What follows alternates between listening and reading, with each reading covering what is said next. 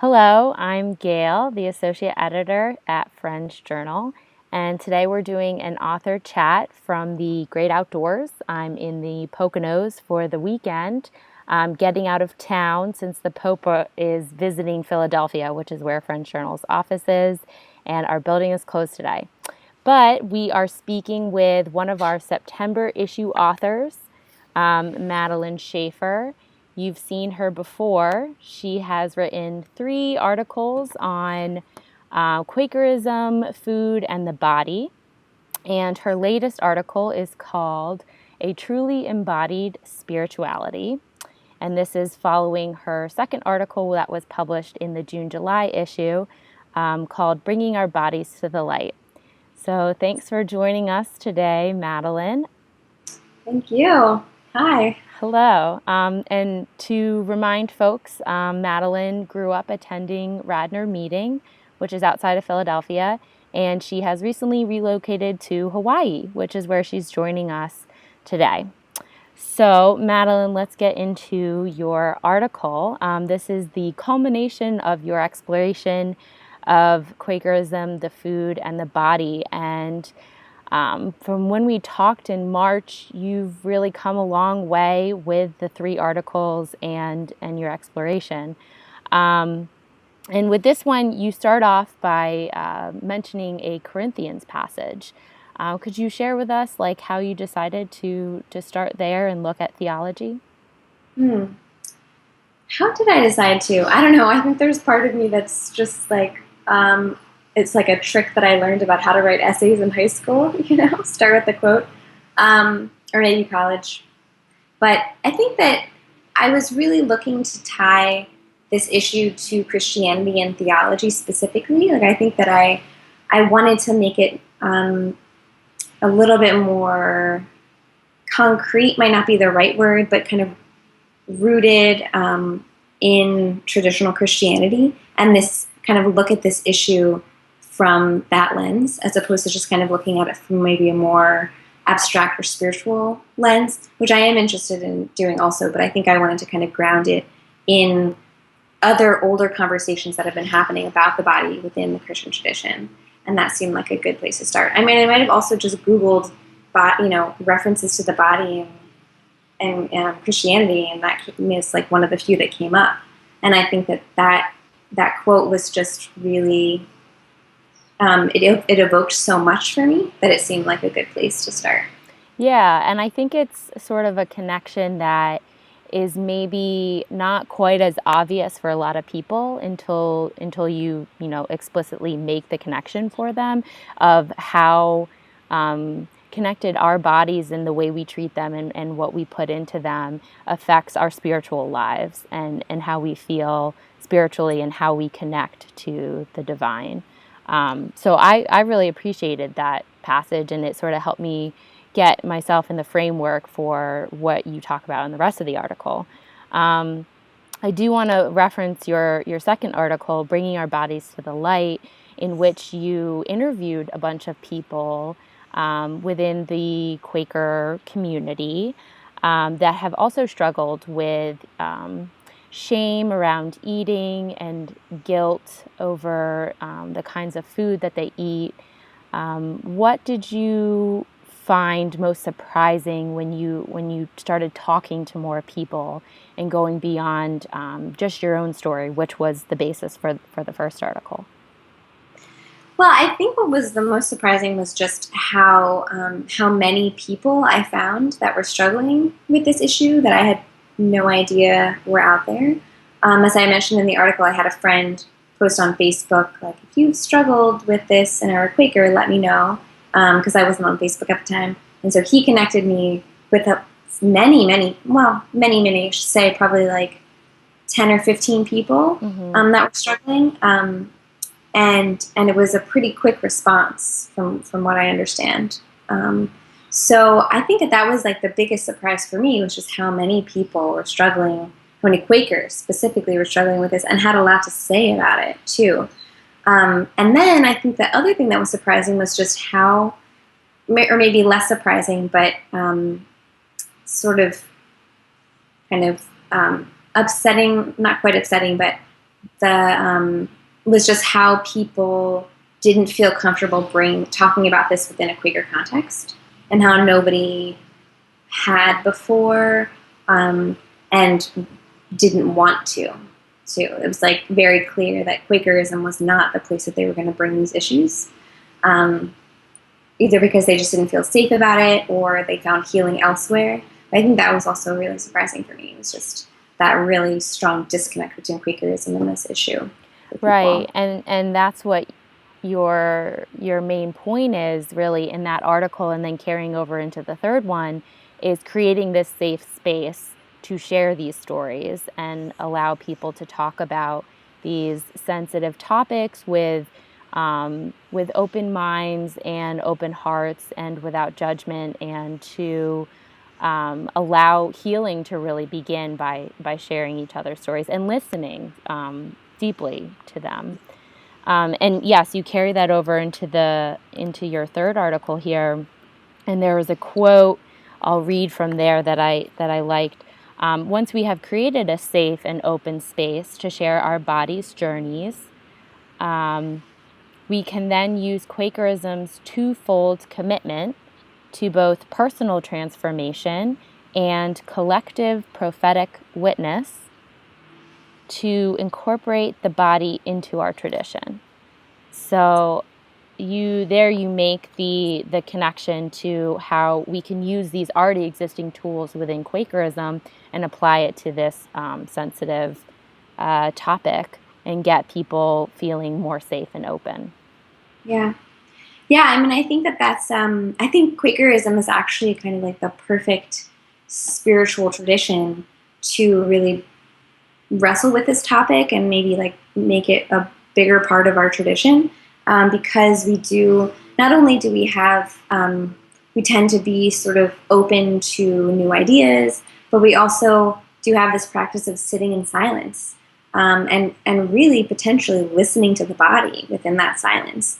I mean, I've never heard a Quaker describe their experience of meeting for worship, an experience of listening to their body. That's more something that you kind of ascribe to like a yoga class. That's when you listen to your body. But I think that a lot of that, I think that there's a lot of overlap there. I think that silent worship could be the place where you listen to how the spirit is physically moving through your body and what that is revealing to you about where transformation is about to happen. Because that's really what I found, is that those places in our bodies where we're feeling pain are the places where shift can happen. They're almost messages to us saying like, hey, this is a place where you have room to grow. And so why don't you, so here I am, be with me, basically, be with me, give me love and attention, and then transformation will happen. So that's one, Quakerism, the tradition has a lot of potential, or the spiritual tradition, I should say. And then, and that prophetic witness too, like it's not a lot of shame around this, and around food and around the body is kind of systemic. It's something that is part of our society and has potentially been that way because of the evolution of Christianity and these other religious traditions. I mean, it's also just kind of human, right? I think that there's, like I mentioned too, we're trying to kind of dissociate ourselves from our more our animal side, to kind of like distinguish ourselves from lower creatures, or however you might want to describe things that aren't human. But I think that, we're really changing. I think that the evolution now is like, we're not that different from the earth, and we can't keep thinking of ourselves as being different, because if we keep doing this, then the earth will destroy us, basically. Yeah, I liked that you brought up silent worship, and how, I think you say this in your first article or your second as well, that people often approach that as like more of a heady experience, more of a mental experience. But yet we are also sitting there physically controlling our bodies to sit for an hour and be still. And so to tap in more into that connection to our bodies and how our relationship is with it in that moment. I also wanted to ask you about, you had done a lot of reading and research for these articles, and you quote a book called Women, Food, and God by Janine Roth. And I was wondering, and then from that, you also make more of a connection to the feminine. And this is something that you had shared with me, that you kept seeing this come up of the connection to the feminism as you were looking at this topic. So what did you learn from that book, and how did that carry over into your observations of the feminine and its importance in Quaker tradition? Mm. Well, I think, it's kind of complicated because gender has become more and more complicated Mm. as years have gone by, which I think is great. And it's awesome. It's just like really opened the door for all these conversations in really interesting ways. But I guess, I found that a lot of people, like in my mother's generation and maybe a little bit younger, have done a lot of really, really cool, interesting research into the divine feminine, and really, really trying to reincorporate that kind of repressed aspect of our experience, like the more receptive, maybe nurturing, compassionate part of all of us that's been repressed, and trying to kind of reincorporate those aspects into Christianity and into spirituality.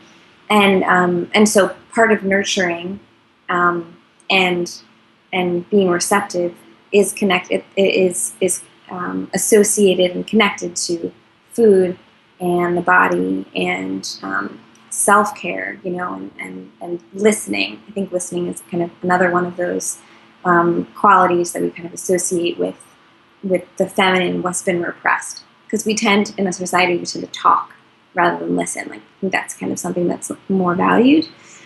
So yeah, I did keep seeing these connections between kind of what I describe as the divine feminine and the body, and that book, it's a really, really profound book for people that struggle with this issue. I mean, I think for anyone actually, but particularly for people that struggle with this issue, because she kind of makes the point that I make again and again, which is the way our relationship with everything, really, but particularly with food, the way that we nourish ourselves, that relationship says so much about our relationship with God. And they kind of are, they're very parallel. There's a lot of overlap there. And so so that's kind of like, there's a lot of things that I just touched on there, but I think that idea that the way that we care and give compassion for ourselves and to our bodies, it mirrors exactly the way in which we receive love. We receive divine love. Like we hold compassion for ourselves. It's interesting. Like, you wouldn't think that we have such power over our relationship with the divine, in terms of our ability to kind of shift it and really bringing, kind of channeling compassion and kind of bringing that into our own experience, and shifting our relationship with God to being one of sort of like comfort and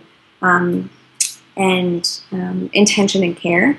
But I really saw that in that book as like our relationship with the physical world and how we have relationships with other people can reflect and then shift our relationship with spirit. So it was, yeah. Yeah, that's awesome. To that realization and just having that self-awareness, that's very, very cool. So as we sort of wrap up here, I'm wondering if you could share, what is your hope for French Journal readers reading your 3 articles on this topic? What are some of your hopes for these readers to take away and move forward in our community? Yeah, I mean, I think that there's been some really, really awesome, I've gotten some great responses from a few people. Interestingly, usually from men, Okay. which I found really interesting. But the responses have been like, yeah, I really resonate with what you're saying. My experience is also that I experience the divine through this journey with my body, and so I guess my hope is that more people will kind of start talking in that way and start making, just kind of making that connection, like bringing our relationship to the physical world, and trying to examine that and understand how that is a reflection of our relationship with the divine, and how we can kind of how we can have conversations that kind of lift up both and kind of see them as being connected. And the body is part of that. I mean, I'm also really hope that people will start sharing their stories more with one another, like in safe spaces, because I find that and I have found that when you can tell your story, then it's easier to let go of it, and then the story that you keep telling yourself about shame and guilt in your body and food, it can just like kind of unravel, and you realize like outside of all the story, it's like I'm also just present. Like I'm also just here now in this moment, and I'm not necessarily my story, or I can kind of transform my story. So I really hope people do start talking about it so that they can kind of then create some space from it and potentially grow in their own relationship with the divine. And so those are my hopes. Yeah. I think also one last thing would be that I really hope that young women like me who are growing up in the Quaker tradition feel like there are other people that are talking about this, and if they're struggling, that they are not alone, that there's not something wrong with them because they're struggling with this. So, I'd say those are my hopes. Yeah, that they're not alone, and they can talk about it. Wonderful. So thank you for writing these 3 amazing articles. You can read, viewers can check them out in the March issue, the June, July issue, and the September issue, which is here. And Madeline has gotten this conversation going, so check it out. Thanks so much, Madeline. Yeah, thank you. Bye.